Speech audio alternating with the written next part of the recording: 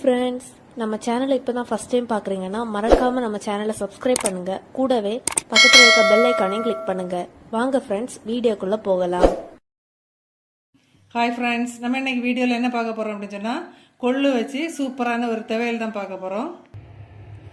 இப்போ நம்ம கொள்ளை வந்து நல்லா வறுத்து எடுத்துடலாம்.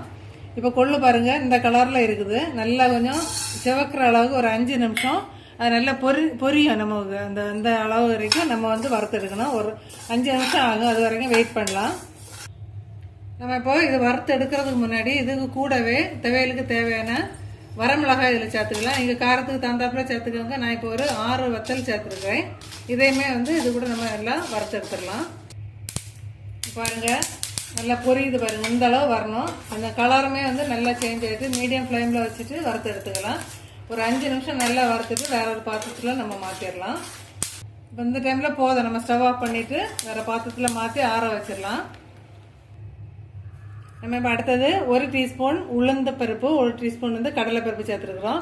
நீங்கள் உளுந்து வந்து கருப்பு உளுந்து கூட எடுத்துக்கலாம், ஒன்றும் பிரச்சனை இல்லை. இதுவுமே மீடியம் ஃப்ளேமில் வச்சு கரிஞ்சிடாமல் ஒரு 2 நிமிஷம் வறுத்து எடுத்துடலாம். இப்போ இது வந்து நல்லா கொஞ்சம் வரப்பட்டுட்டு இந்த டைமில் வந்து நம்ம ஒரு கொத்து கருவேப்பிலை, இது வந்து நான் ஸ்டோர் பண்ணி வச்சிருந்த கருவேப்பிலை தான் சேர்த்துருக்கேன். நீங்கள் ஃப்ரெஷ்ஷாக சேர்த்துக்கோங்க. அதுக்கப்புறம் ஒரு 4லேருந்து 5 பல் பூடு, நீங்கள் எந்த அளவு குவான்டிட்டி எடுத்துருக்கீங்களோ அதுக்கு தகுந்தாப்புல பூடு சேர்த்துக்கோங்க. இப்போ பூடு உங்களுக்கு நல்லா வதங்கி வேணும் அப்படின்னு சொன்னால் ஒரு 2 சொட்டு போல் எண்ணெய் சேர்த்துக்கோங்க. நான் இப்போ வெறுமாக தான் வறுத்து எடுத்துருக்குறேன். இது கூடவே ஒரு சின்ன நெல்லிக்காய் அளவு புளியும் எடுத்துருக்குறேன். புளியுமே வந்து நீங்கள் எடுக்கிற குவான்டிட்டிக்கு தகுந்தாப்புல புளி எடுத்துக்கோங்க. இப்போ இதையுமே இதில் சேர்த்துட்டு நம்ம இப்போது அரைச்சி எடுக்க போகிறோம். இதுக்கு முன்னாடி ஒரு 1/2 கப்பு தேங்காய், இதே போல் ஃப்ரெஷ்ஷாக ஒரு 1/2 முடி தேங்காய் எடுத்துக்கோங்க.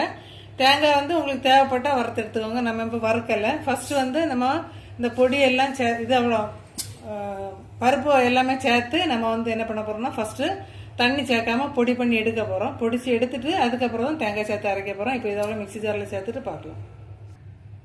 இப்போ வறுத்த எல்லாமே சேர்த்து நம்ம ஒரே பாத்திரத்தில் தட்டி வச்சுருக்கோம். கொஞ்சம் ஆறட்டு 1 நிமிஷம் ஆறினப்புறம் அரைச்சி எடுக்கலாம்.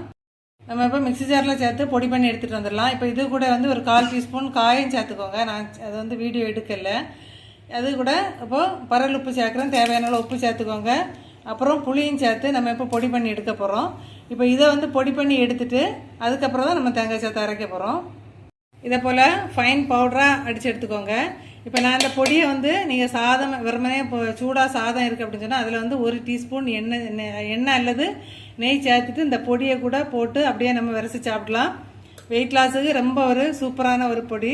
இப்போ வந்து நான் வந்து தோசையில் இதை சேர்த்து நான் சாப்பிட போகிறேன்.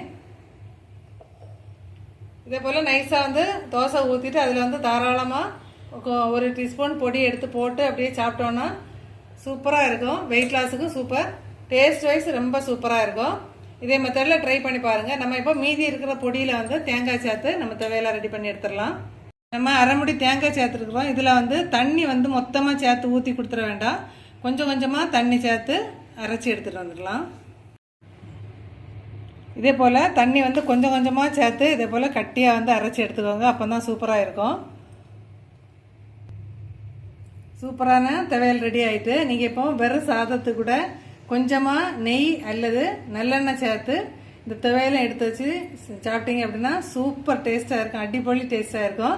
ஹெல்த்துக்குமே ரொம்ப நல்லது. கொஞ்சம் வெயிட் ரெடியூஸ் பண்ணணும் அப்படின்னு சொல்கிறவங்க இந்த ரெசிபி வந்து அடிக்கடி ட்ரை பண்ணி பாருங்கள். அதே போல் பொடியாக இடிச்சிட்டு நீங்கள் வந்து தோசையில் கூட போட்டு யூஸ் பண்ணலாம். ஓகே ஃப்ரெண்ட்ஸ், இதே மெத்தடில் ட்ரை பண்ணி பார்த்துட்டு மறக்காமல் கமெண்ட் பண்ணுங்கள்.